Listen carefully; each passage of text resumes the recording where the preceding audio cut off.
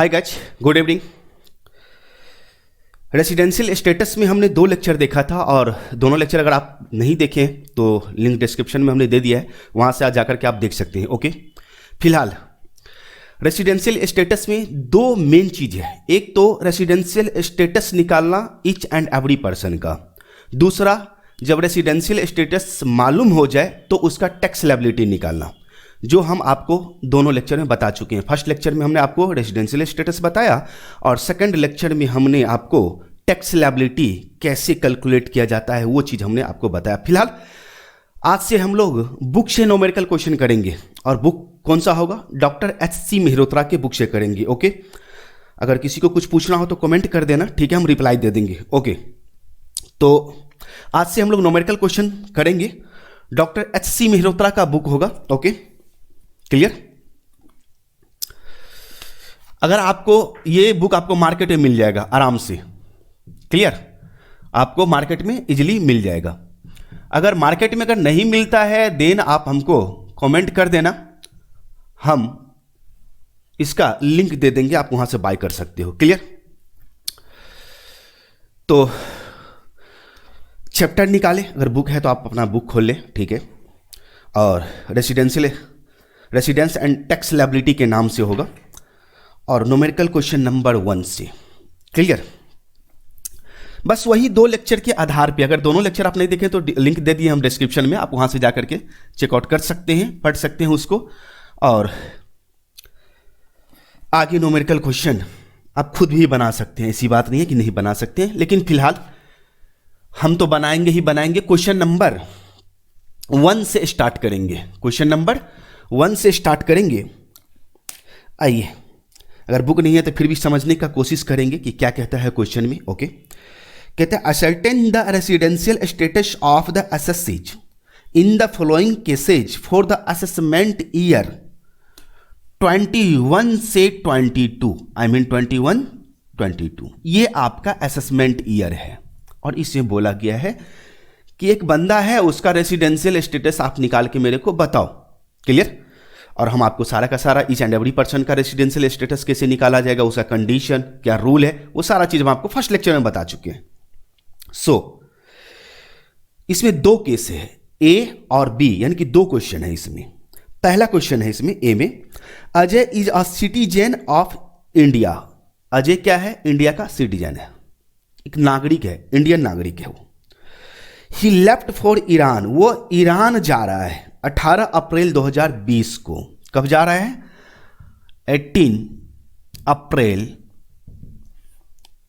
2020 को। ओके, 2020 को ये गया और set India, I mean Iran गया। And could not return to India till the end of the financial year 2021। कहा कि देखो अजय है, अजय इंडिया से 18 अप्रैल 2020 को ईरान के लिए गया, लेकिन गया जो गया ही रह गया, वह इस ईयर में कभी वापस लौट के नहीं आया। कहने का मतलब हमारा यह है, देखो हर चीज को समझ के पढ़ोगे तो सब आसान लगेगा आपको, ठीक है, और धरफड़ में आओगे, धरफड़ में पढ़ोगे तो आपको खुद लगेगा कि क्या यार, हमको कुछ समझ में ही नहीं आ रहा है। तो अपने दिमाग को थोड़ा सा स्थिर करके समझने का कोशिश करो, ठीक है। असेसमेंट ईयर हमारा 21 से 22 है, तो इसका प्रीवियस ईयर क्या हो जाएगा? प्रीवियस ईयर 20 से 21, इसी को हम लोग फाइनेंशियल ईयर भी बोलते हैं। तो यहां पर देखो फाइनेंशियल ईयर क्या है, ये देखो इस फाइनेंशियल ईयर में 18 अप्रैल को गया, जो फिर वापस इसके एंड तक 31 मार्च 2021 तक वापस आया ही नहीं। तो वो इंडिया में, इन इंडिया में रहा कितना दिन? तो 18 दिन। 1 अप्रैल से मार्च तो हो गया, उधर जाने दो, अप्रैल से लेकर के मार्च तक होती है। तो 18 अप्रैल को गया तो वो वापस आया ही नहीं, तो कितना दिन रहा? 18 दिन। जिस दिन वो भारत से बाहर ईरान के लिए गया वो भी दिन तो भारत में रहा हुआ माना जाता है, तो 18 दिन वो इंडिया में रहा। ओके, तो वो कोई भी कंडीशन, ना तो बेसिक कंडीशन वो फुलफिल कर रहा है, जो बेसिक कंडीशन हम आपको बताए 182 डेज वाला या 60 डेज वाला, दोनों में से कोई भी कंडीशन फुलफिल नहीं कर रहा है। क्लियर? तो ए में इसका ए में इसका आंसर हो जाएगा, क्या नाम था, Ajay. Ajay was not in India at least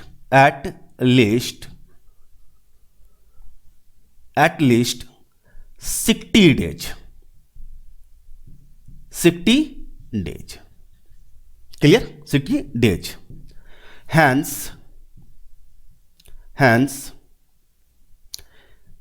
hence he is non-resident in India। That's it, बन गया। अरे 182 दिन की तो बात छोड़ो, 60 दिन ही नहीं रहा वो। That's it, वो सॉल्व हो गया क्वेश्चन आपका। नाउ क्वेश्चन नंबर 1 का बी में आते हैं। 1B में देखो क्या कहते हैं। 1B में एकदम आराम से AGG हम लोग पढ़ेंगे, घबराने की कोई बात नहीं। ओके, समझ के। इसमें कहता है गौतम है। अब गौतम है लेफ्ट फॉर USA। गौतम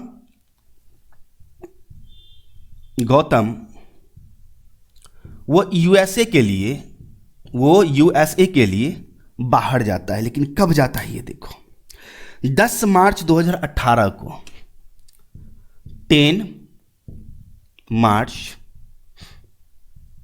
2018 के लिए वो बाहर गया। इस डेट को वो चला गया बाहर, क्लियर, तो वो बाहर ही गया। After having lived in India, इससे पहले वो भारत में ही रहा था 20 साल से, for 20 years। He return to India on 10 सितंबर 2020। वो फिर भारत यानी कि USA से वो वापस आया, लेकिन कब आया ये देखो क्या कहता है। सितंबर 2020 को वो वापस आ गया, लेकिन इससे पहले वो गौतम कहाँ रह रहा था, इन इंडिया में 20 ईयर्स से वह इन इंडिया में स्टे कर रहा था, यानी कि था इंडिया में ही था, क्लियर, इंडिया में था वो 20 ईयर्स। अब इसका रेसिडेंशियल स्टेटस कैसे निकालोगे। सबसे पहली बात, गौतम क्या है, एक इंडिविजुअल है। गौतम क्या है हमारा, एक इंडिविजुअल है।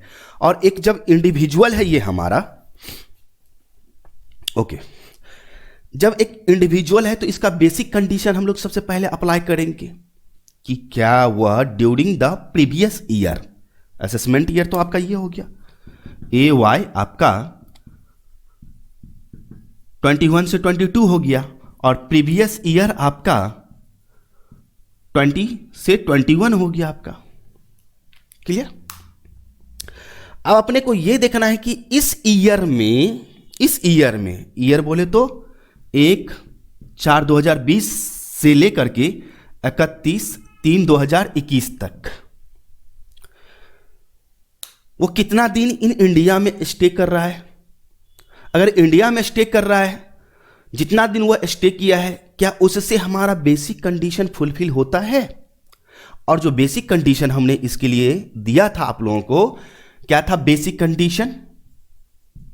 कंडीशन क्या था हमारा,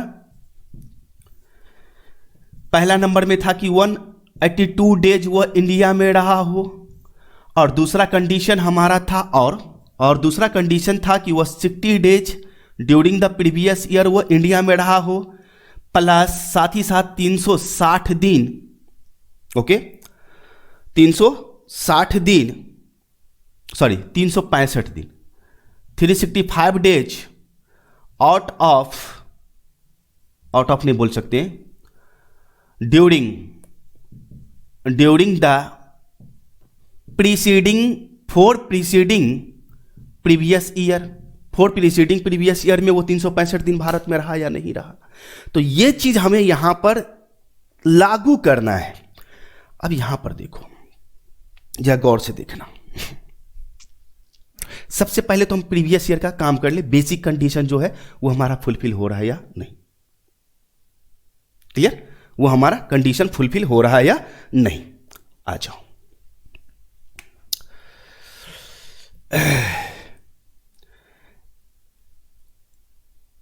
stay in India, stay in India during the previous year, कितना दिन रहा, कब आया वो 10 सितंबर को आया, तो 10 सितंबर मंथ यहां से काउंट करना स्टार्ट करेंगे। Clear?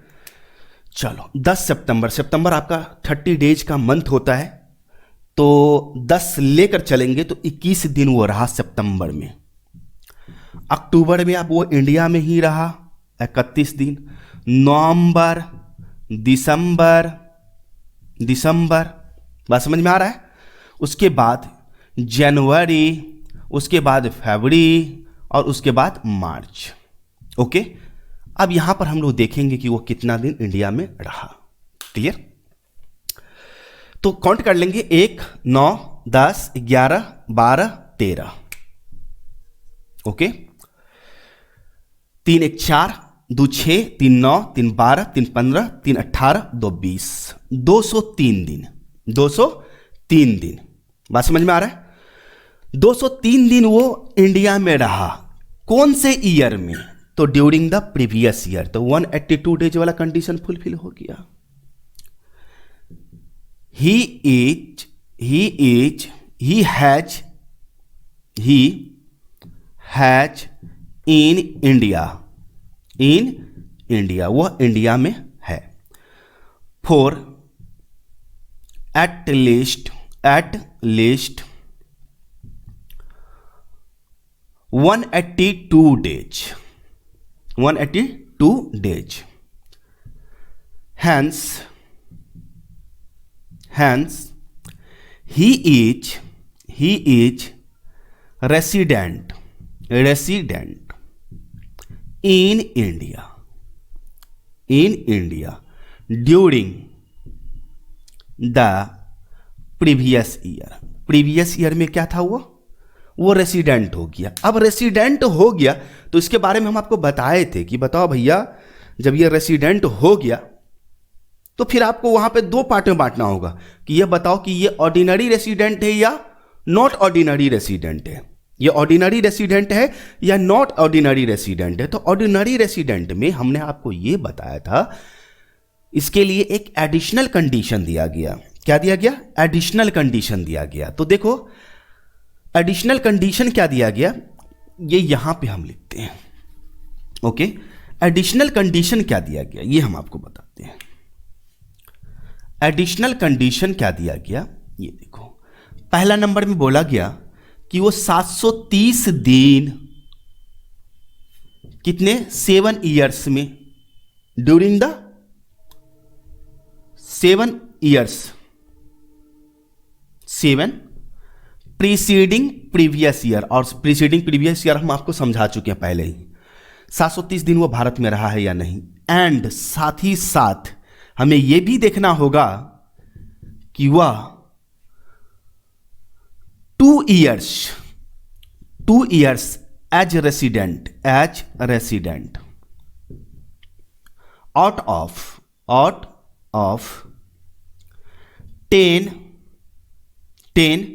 Preceding previous year, 10 preceding previous year. अब 10 प्रीसीडिंग प्रीवियस ईयर में, कॉल क्यों करते हो भाई, 1 सेकंड।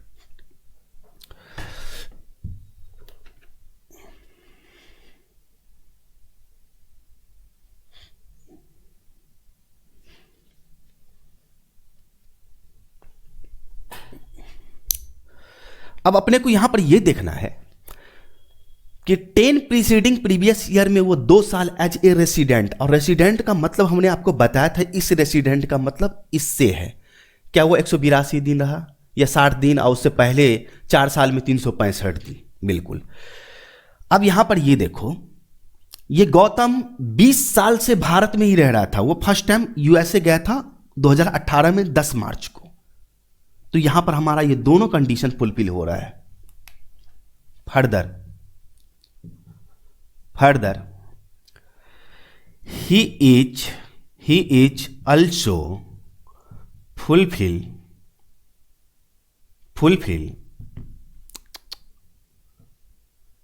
एक सेकेंड, ऐसे नहीं लिखो।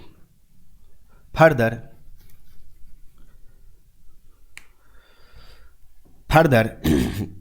एक में देंगे लिखकर, ही was stay in India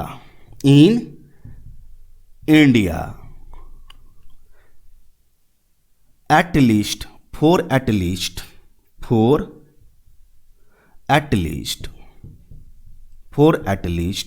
730 days during the 7 preceding previous year, and लगाएंगे यहां पर, ओके। एंड सेकेंड पॉइंट हम लोग लिखेंगे, he was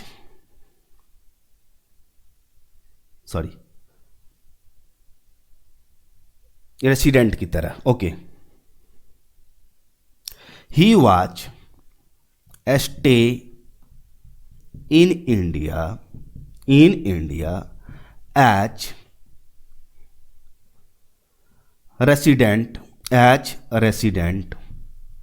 as resident for at least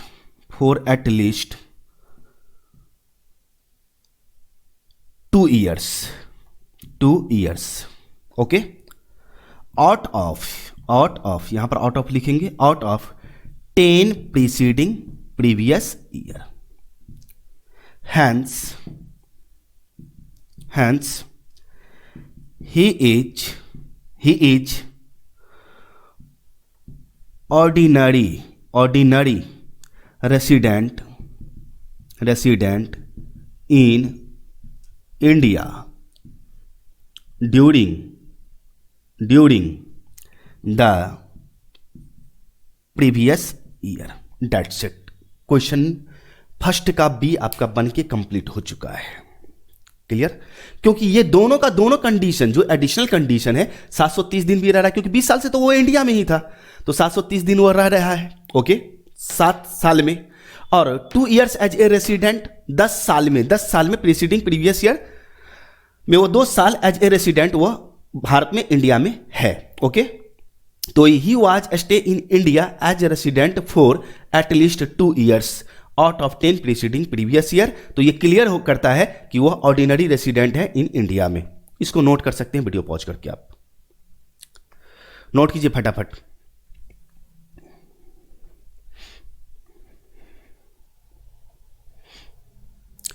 now question number 2 की ओर हम लोग बढ़ेंगे, एकदम स्लो में पढ़ेंगे, कोई घबराने की कोई जरूरत नहीं है, समझ के पढ़ते चले जाना है, ठीक है। ये कंडीशन आपको याद रखना है, इंडिविजुअल के लिए ये, ओके। नाउ 2 नंबर क्वेश्चन में, Mister John a foreign player है, फॉरेन विदेशी खिलाड़ी है, okay. Comes to India since 2007 से 8, ओके, टू 8, यानी कि 2007-8 से वह बराबर इंडिया में आ रहा है, okay. Every year to play cricket and stay here for 120 days। वो 2007-8 से वह इंडिया आ रहा है और 120 दिन भारत में रहकर जाता है। वो 120 दिन बराबर आ रहा है, अभी भी आ रहा है, 120 दिन प्रीवियस ईयर में भी रहा है वो, तो भैया 60 दिन तो रहा। और उसके पीछे के 4 साल में देख लो, 120 दिन रहा है, तो जोड़ के क्या 365 दिन नहीं होगा, तो वो रेसिडेंट तो हो गया यूं ही। नाउ आगे देखें, state his residential status for the assessment year 21 से 22, ओके। अब यहां पे देखो,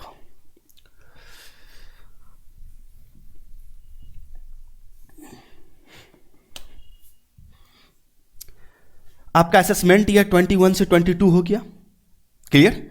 और प्रीवियस ईयर आपका 20 से 21 हो गया। वह ईच एंड एवरी ईयर वो 120 दिन इंडिया में रहता है, स्टे करता है। क्या वो प्रीवियस ईयर में भी तो रहा? बिल्कुल रहा, प्रीवियस ईयर में, इस ईयर में रहा। और इसके पीछे के 4 साल में 4 बार 120 दिन क्या चारों को जोड़ेंगे तो क्या 365 दिन नहीं होगा? होगा। यहां पे लिखेंगे बी में।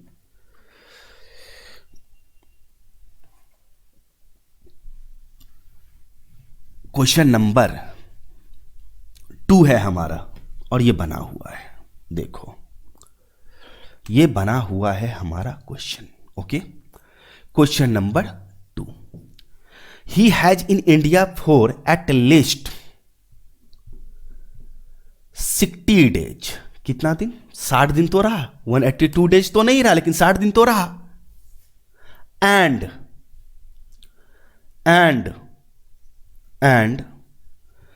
365 days during the preceding previous, कितना? 4 preceding previous year। 60 दिन तो रहा, 60 days during the previous year, यहां पर लिखेंगे during the previous year। कौन सा previous year? Relevant previous year. इस ईयर में वो 60 दिन रहा। And 365 days during the 4 preceding previous year. Hence he is resident in India during the previous year. Further इसको और आगे ले चलेंगे।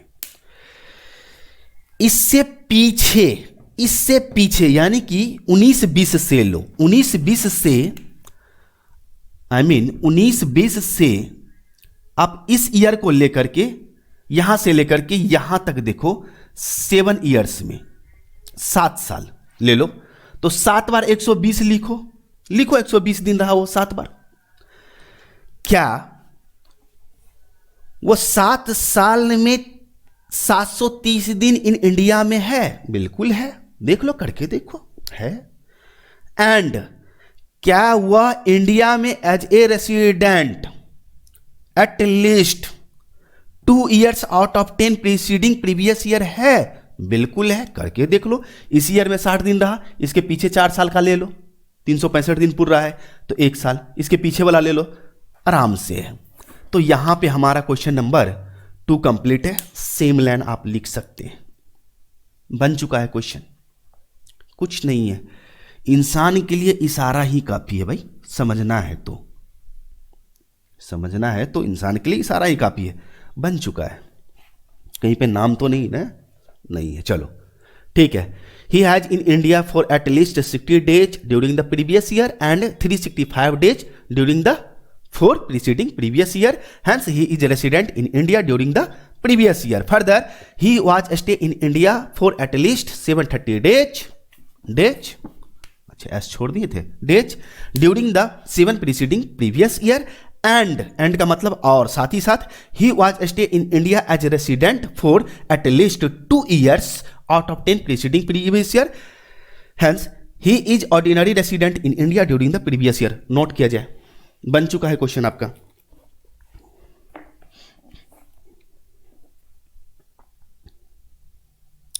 देखो बंदा कहीं का है, देखो यहां पे ये फॉरेन प्लेयर है और वो इंडिया में क्या हो गया है? ऑर्डिनरी रेसिडेंट हो गया। तो यहां पे हमें इस बंदे को देखना नहीं है, उस बंदा का रेसिडेंशियल स्टेटस देखना है ड्यूरिंग द प्रीवियस ईयर कि उसका रेसिडेंशियल स्टेटस क्या है, क्या हमारे इनकम टैक्स लॉ के अकॉर्डिंग उसका रेसिडेंशियल स्टेटस फुलफिल होता है या नहीं होता है। वो हमारे इंडिया में क्या है, रेसिडेंट, ऑर्डिनरी रेसिडेंट है या नॉट ऑर्डिनरी रेसिडेंट है या नॉन रेसिडेंट है, वो तो रूल के according to this condition. Clear? हमें डिटरमाइन करना पड़ता है, ये नहीं देखना पड़ता है कि वह अमेरिकन है, वह चाइनीज है, वह पाकिस्तानी है, वह बांग्लादेशी है, ये सब हमें नहीं देखना पड़ता है। हमें यहां पर यह देखना होता है कि वो बंदा बताओ वह रेसिडेंशियल स्टेटस उसका ड्यूरिंग द प्रीवियस ईयर क्या है। बात समझ में आया? तो एक इंडियन भी नॉन रेसिडेंट हो सकता है और निवासी हो सकता है इंडिया में, और दूसरे कंट्री का लोग भी हमारे इंडिया में रेसिडेंट हो सकता है। ओके, चलिए आगे चलते हैं हम लोग। नाउ क्वेश्चन नंबर 3 की ओर चलेंगे। क्वेश्चन नंबर 3 क्या कहते हैं? Shri Amitabh Bachchan and Indian citizen, देखो ना, इंडिया का नागरिक है अमिताभ बच्चन को, कौन नहीं जानता है। Went to America on 1 April 2020 for a film shooting. अब देखो, फिल्म शूटिंग करने के लिए गया तो ये एम्प्लॉयमेंट के कैटेगरी में आता है। किस कैटेगरी में आता है? एम्प्लॉयमेंट के कैटेगरी में आता है। अब बोलोगे कैसे?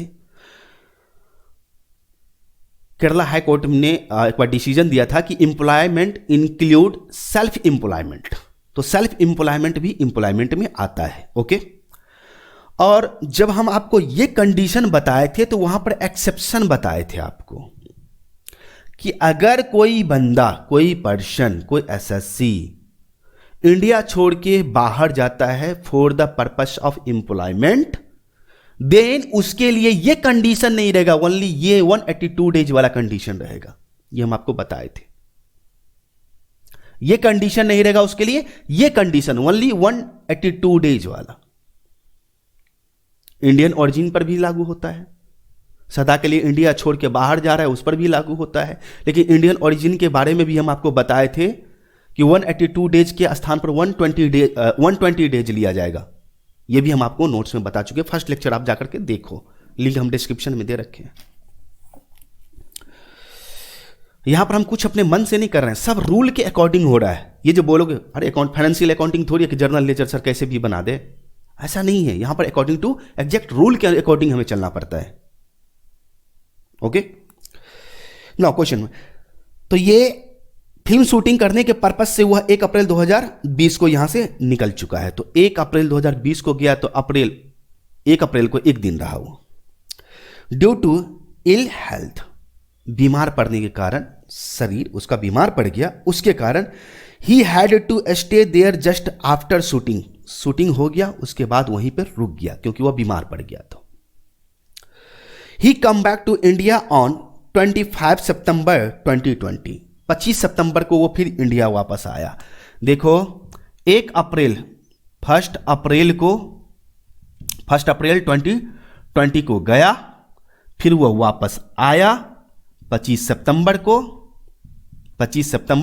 2020 को वो वापस आया। देखो आगे क्या है। He had to go again on 8 दिसंबर, फिर वो 8 दिसंबर को गया 2020, वो फिर चला गया। Okay, 8 December and return India on 15 फरवरी, वो 15 फरवरी को फिर इंडिया आ गया। 2021 फरवरी 2021 वो इंडिया आ गया। Okay, is Shri Amitabh Bachchan resident in India, क्या Amitabh Bachchan resident in India है फॉर द असेसमेंट ईयर 2021 में? यह आपको निकालना है। इफ नॉट तो वाई, क्यों? अगर नहीं तो क्यों? तो क्यों का जवाब यहां देखो, हम बताते हैं क्यों का जवाब।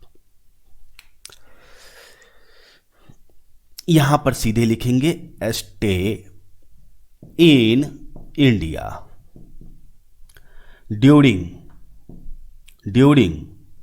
The previous year. Previous year जहां लिख रहे हैं वहां पर क्या प्रीवियस ईयर 20 से 21 की बात हो रही है। कब गया? तो 1 अप्रैल को गया, तो एक जिस दिन गया उस दिन तो वो भारत में रहा, तो 1 अप्रैल से ही तो स्टार्ट होता है, तो एक दिन वो रहा अप्रैल में, एक दिन प्लस। फिर वापस कब आया? सितंबर को। सितंबर कौन सा महीना होता है? 30 का होता है। 25 सितंबर, 25, 26, 27, 28, 29, 30, 6 दिन रहा, 6 दिन सितंबर में। उसके बाद वो अक्टूबर में यहीं रहा, देखो अक्टूबर में वो यहीं पे रहा 31 दिन, देखो ना, आया तो दिसंबर में जा रहा सीधे, अक्टूबर में यहीं रहा, नवंबर में फिर यहीं रहा वो, दिसंबर में 8 दिसंबर को गया तो 8 दिन रहा, जाने का दिन इसी इन इंडिया स्टे माना जाता है। ओके, 8 दिन इंडिया दिसंबर में।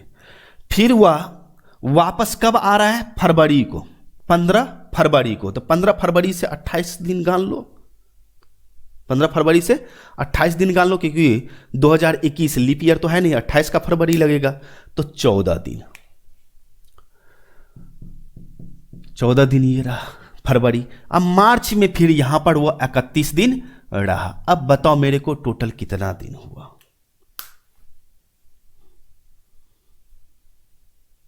टोटल काउंट करेंगे, 1 4 1 5 8 5 13 14, 26, 1, 21, 21, 2, 3, 5, 6, 3, 9, 3, 12, 121 दिन वह मात्र during the previous year in India में स्टे किया, वो रहा। इस ईयर में वह ओनली 121 डेज ही इंडिया में रहा, और for the purpose of employment के पर्पस से गया। तो ये कंडीशन तो इसके लिए, अमिताभ बच्चन के लिए तो लागू होगा नहीं। तो 182 डेज तो आया नहीं, 182 डेज तो वो इन इंडिया में रहा नहीं। Hence, sorry, he has not in, he was not in India at least, या for at least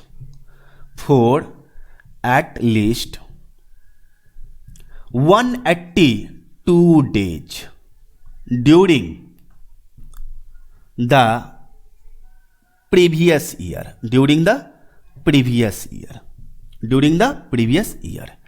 hence he is non resident. अब देखो, अनिवासी बन गया, भारत में क्या बन गया, अनिवासी बन गया। नॉन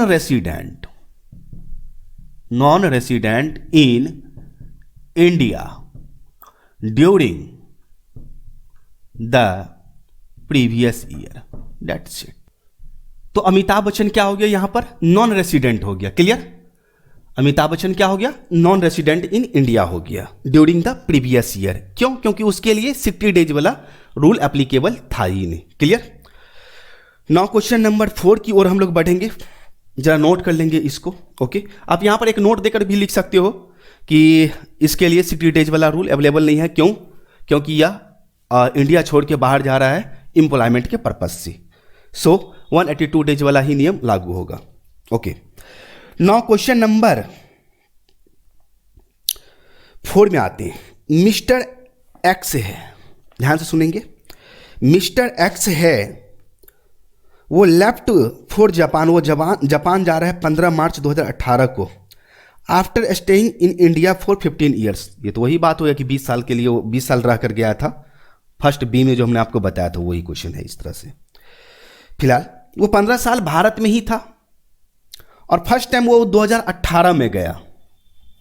तो भैया जाने और आने का दिन तो हमें लिखना पड़ेगा, तब ये तो बात बनेगा, अदरवाइज प्रॉब्लम ही प्रॉब्लम।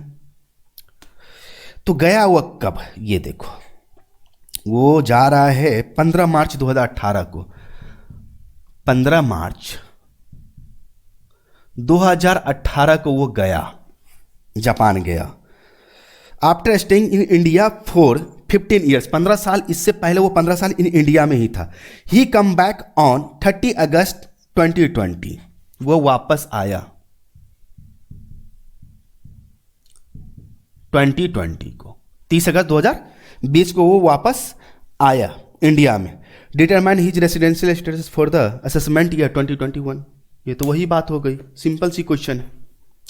ये तो हमारा सिंपल सा क्वेश्चन हो गया। चलो हम आपको बताते हैं। ओके, इसको हटाते, क्वेश्चन नंबर, जरा इसको क्वेश्चन नंबर हम क्यों ना 4 डायरेक्ट यहां पर कर दे। स्टे इन इंडिया, देखो यहां पर 30 अगस्त को आया, 30 अगस्त को वो आया, तो हमें देखना होगा। Okay, stay in India during the previous year, वो प्रीवियस में कितना दिन इंडिया में रहा। तो 30 अगस्त को आया, जिस दिन आया 30 अगस्त, तो ये हमारा अगस्त 31 होता है, तो 2 दिन रहा, वो 2 दिन उसमें रहा अगस्त में। सितंबर हमारा 30 डेज रहता है। अक्टूबर, नवंबर, दिसंबर, जनवरी, फरवरी और मार्च, वो रहा इंडिया में, उसके बाद फिर वापस गया ही नहीं। कितना दिन हो गया ये जरा हम देख लेते हैं। 1, 9, 10, 11, 12, 14, 4, 2, 6, 3, 9, 3, 12, 15, 18, 18 और 3, 21, ये 214 दिन इंडिया में रहा। He has in India for at least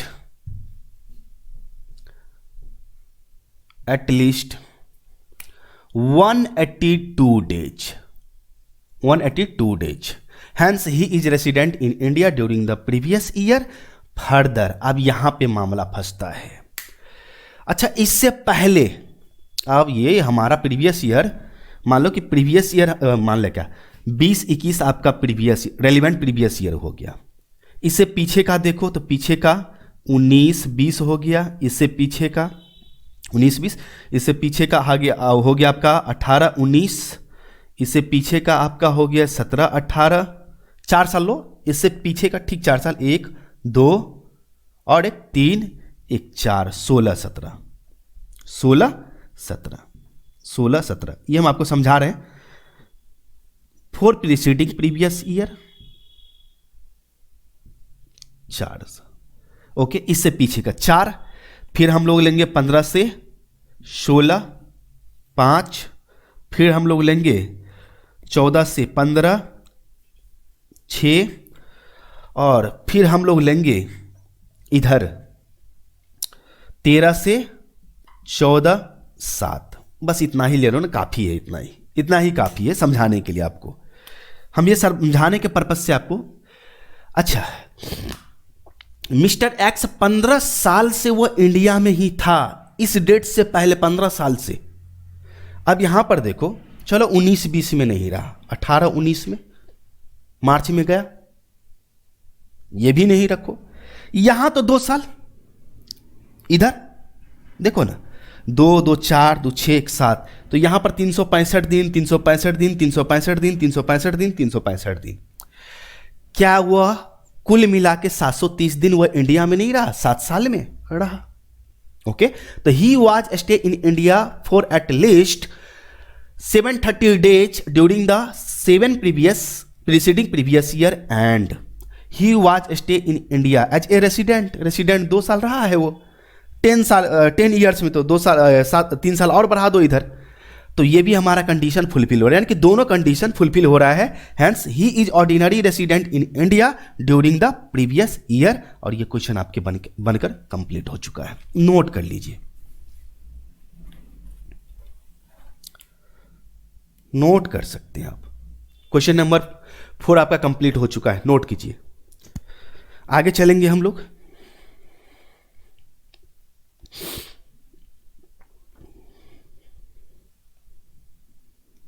चलो क्वेश्चन नंबर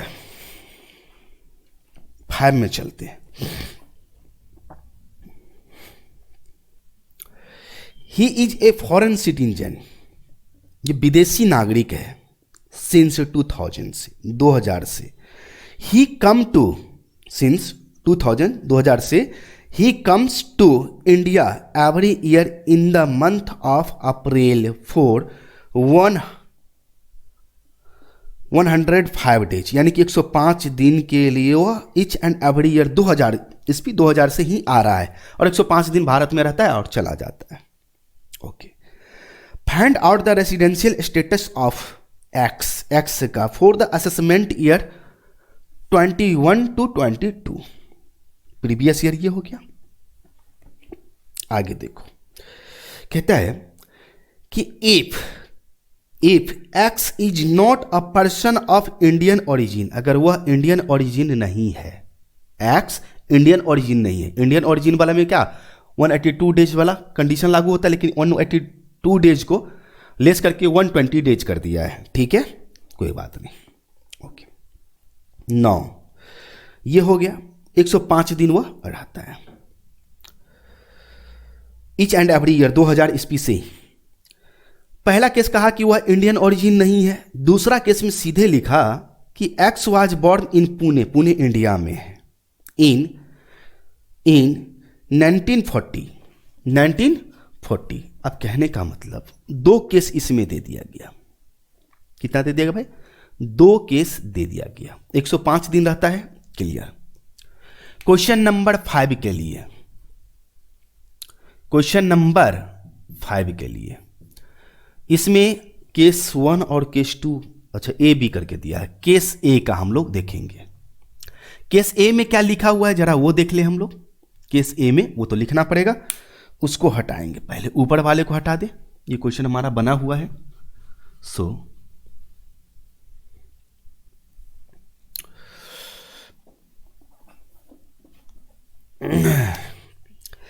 केस ए में दिया हुआ है कि X is not a person of Indian origin.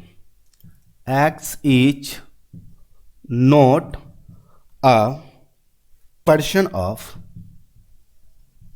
Person of Indian origin. Okay, Indian origin. Okay, ये बोला गया। अब अपने को इसमें ये देखना है कि देखो भैया वो 2000 ईस्वी से ही, बराबर 2000 ईस्वी से ही वो आ रहा है इंडिया, और 105 दिन ईच एंड एवरी डेज वो रखकर जाता है। क्या हुआ प्रीवियस ईयर में भी 105 दिन रहा? बिल्कुल। तो 105 दिन के जगह पर 105 दिन वो जो रह रहा है प्रीवियस ईयर में, तो क्या हमारा 60 दिन वाला कंडीशन तो फुलफिल हो रहा है, क्योंकि वह इंडियन ओरिजिन तो नहीं है। ओके, तो 60 दिन तो वह ड्यूरिंग द प्रीवियस ईयर रहता है। 60 days during the previous year and, अब 60 दिन तो रह गया, साथ ही साथ हमें 365 दिन भी 4 साल में देखना है। अब उससे पीछे का 4 साल में ले लो 365 दिन, तो 365 दिन 4 साल में पूरा या नहीं? पूरा है। And 365 days during the preceding previous year हो रहा है। Okay, hence he is resident in India during the previous year. वह प्रीवियस ईयर में क्या है?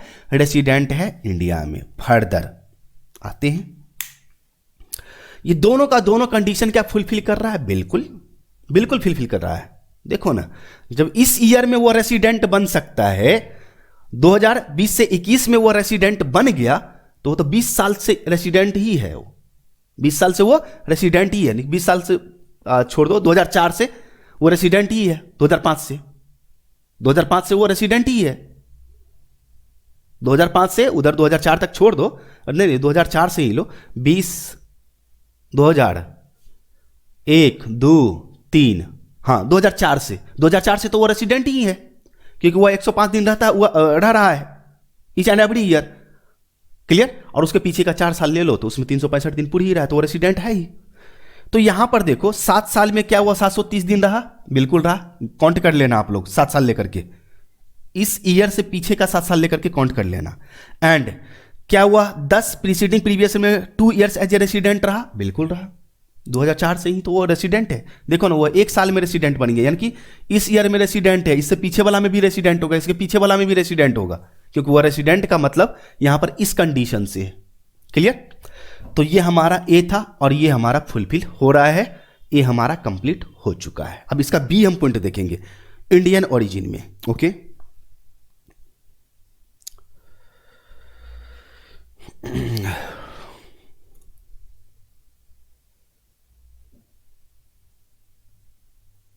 ओके,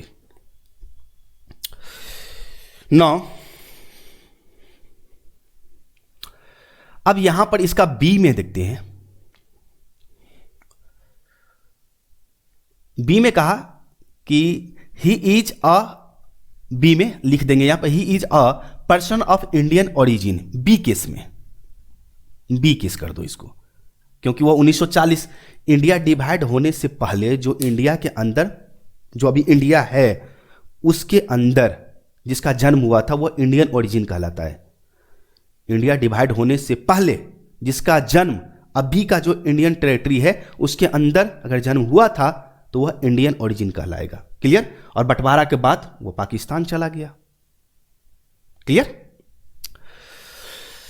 अब यहां पर हमें ही हैज इन इंडिया नहीं, ये हमें नहीं लिखना है। लिखना क्या है ये समझो। इसको हटा देंगे, अब लास्ट ही कर देंगे आज के सेशन के लिए, इतना ही क्वेश्चन रहेगा। Okay, he was not in India for at least 120 days, क्योंकि 120 डेज ही 182 दिन को घटा करके इंडियन ओरिजिन के लिए 120 दिन कर दिया गया। He was not in India for at least 120 days during the previous year. Clear? Previous year. Because यहां पर because नहीं लिखेंगे, hence he is 105 दिन रहता था, 15 दिन और रह जाता तो हो जाता। He is non resident in India because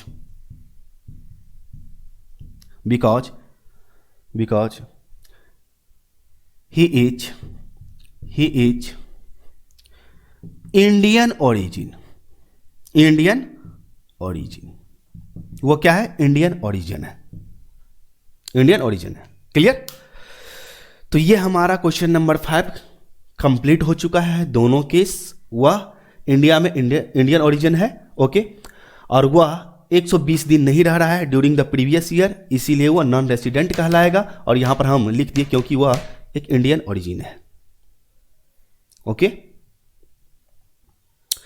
चलिए इसको नोट कर लीजिए। आज के लिए इतना ही रहेगा। ओके, मिलते हैं हम लोग नेक्स्ट क्लास में। किसी का कोई क्वेरी हो तो हमें कमेंट कर देना। ओके, चलिए।